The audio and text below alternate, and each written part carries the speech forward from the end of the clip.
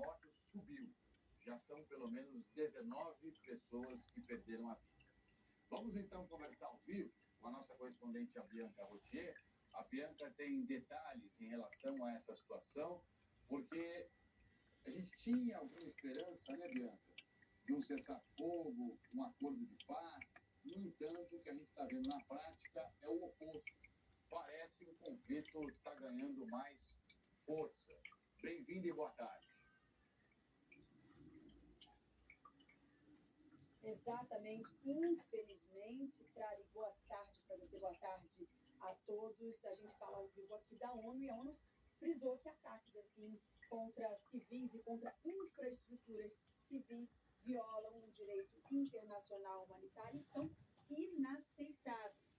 O secretário-geral, Antônio Guterres, reforçou o apelo por um cessar-fogo que leve à paz e que também defenda plenamente a soberania, a independência e a integridade territorial da Ucrânia, algo que ele tem reforçado ao longo do tempo.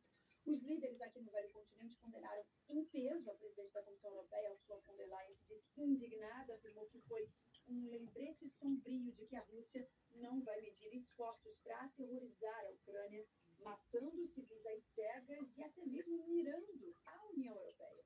O presidente da França, Emmanuel Macron, falou em ataques insensatos e cruéis, terror e barbárie. A primeira-ministra italiana, Giorgia Meloni, disse que os intensos ataques mostram quem está do lado da paz e quem não quer negociar. O premier da Alemanha, Friedrich Merz, denunciou o que chamou de falta de escrúpulos da Rússia.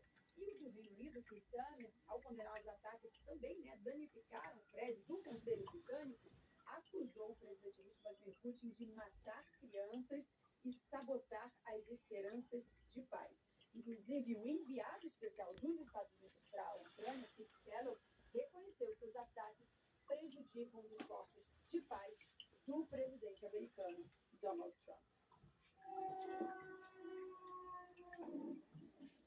Em meio aos escombros, um sobrevivente filmou mais uma explosão.